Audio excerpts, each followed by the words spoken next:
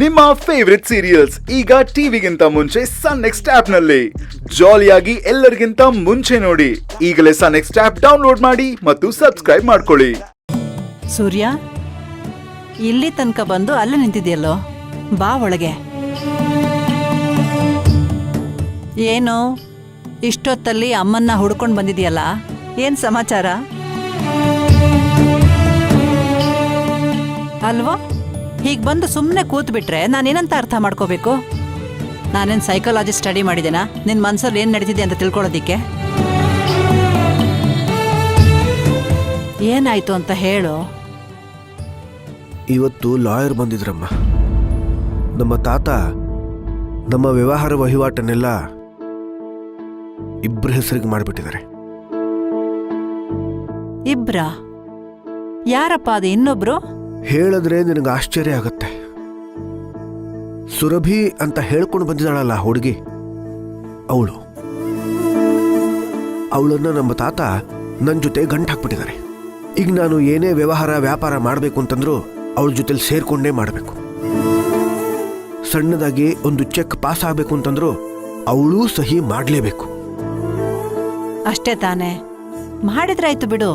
ಹೇಗಿದ್ರು ಅವಳು ತೋಟದ ಮನೇಲೆ ಇರ್ತಾಳೆ ತಾನೆ? ಅದೇ ಬೇಡ ಅಂತ ಹೇಳೋದು. ಏನು ಹಾಗಂದ್ರೆ? ಪ್ರತಿ ಸಲ ನಾನು ಏನಾದ್ರೂ ಕೆಲಸ ಮಾಡಬೇಕು ಅಂತಂದ್ರು, ಏನಾದ್ರೂ ತೀರ್ಮಾನ ತಗೋಬೇಕು ಅಂತಂದ್ರು ತೋಟದ ಮನೆಗೆ ಹೋಗ್ಬೇಕಾಗತ್ತೆ. ಅವಳನ್ನ ಈ ಮನೆಯಲ್ಲಿ ಎಲ್ಲರ ಸಮ್ಮುಖದಲ್ಲಿ ಇರೋದಕ್ಕೆ ಅವಕಾಶ ಮಾಡಿಕೊಟ್ಟಿದ್ದಕ್ಕೇನೆ ಜನ 1000 ಮಾತಾಡ್ತಾ ಇದ್ದಾರೆ. ಇನ್ನು ನಾನು ತೋಟದ ಮನೆಗೆ ಆಗಾಗ ಹೋಗಿ ಬರ್ತಾ ಇದ್ರೆ ಜನ ಅದಕ್ಕೆ ಬೇರೆ ಅರ್ಥನೇ ಕಲ್ಪಿಸ್ಬಿಡ್ತಾರಮ್ಮ. ಅದಕ್ಕೆ ಆ ಹುಡುಗಿ ಎಲ್ಲೂ ಹೋಗೋದು ಬೇಡಮ್ಮ. ಅವಳು ಈ ಮನೆಯಲ್ಲೇ ಇರಲಿ. ನಮ್ಮಿಂದ ಪಾಪ ಆ ಹುಡುಗಿಗೂ ಕೆಟ್ಟ ಹೆಸರು ಬರೋದು ಬೇಡ. ನಾನು ತೋಟದ ಮನೆಗೆ ಹೋಗಿ ಬರೋದ್ರಿಂದ ಈ ಮನೆಗೂ ಕೆಟ್ಟ ಹೆಸರು ಬರೋದು ಬೇಡ. ಅದಕ್ಕೆ ನೀನೇ ಒಂದ್ಸಲ ಆ ಹುಡುಗಿ ಹತ್ರ ಮಾತಾಡ್ಬಿಟ್ಟು ವಿಷಯ ಹೀಗೆ ಅಂತ ಹೇಳ್ಬಿಡು.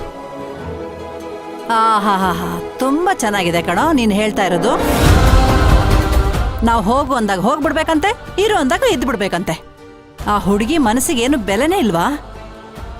ನೀನ್ ಹೇಳಿದ್ದಕ್ಕೋಸ್ಕರನೇ ಆ ಹುಡುಗಿ ಹತ್ರ ಹೋಗಿ ಸಾಕಷ್ಟು ಮುಜುಗರ ಪಟ್ಕೊಂಡು ಈ ಮನೆ ಬಿಟ್ಟು ಹೋಗು ಅಂತ ಹೇಳ್ದೆ.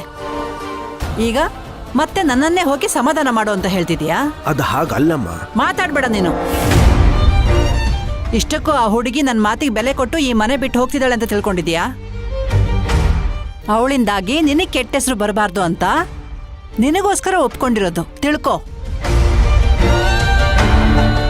ಈಗ ಮತ್ತೆ ನಾನೇ ಹೋಗಿ ಇಲ್ಲೇ ಇರು ಅಂತ ಹೇಳಿದ್ರೆ ಮರ್ಯಾದೆ ಇರುತ್ತೇನೋ? ಅಲ್ಲ, ಅವತ್ತದ್ಯಾರೋ ಬಂದ್ರು, ತಲೆಯೆಲ್ಲ ಮಾತಾಡಿದ್ರು, ಅವಳಿಂದಾಗಿ ಸೂರ್ಯವಂಶಕ್ಕೆ ಅವಮಾನ ಆಯ್ತು ಅಂತ ಹೇಳ್ದೆ. ಮತ್ತೆ ಈಗ ಅವಳಿಲ್ಲಿದ್ರೆ ನಿಮ್ಮ ವಂಶದ ಮರ್ಯಾದೆ ಹೋಗಲ್ವಾ? ಜನ ಬಿಡಮ್ಮ, ಬಾಯಿ ಚಪ್ಲಕ್ಕೆ ಏನಾದ್ರೂ ಒಂದು ಮಾತಾಡ್ತಾ ಇರ್ತಾರೆ. ಏನೇನೇನು ಬಾಯಿ ಚಪ್ಲನ?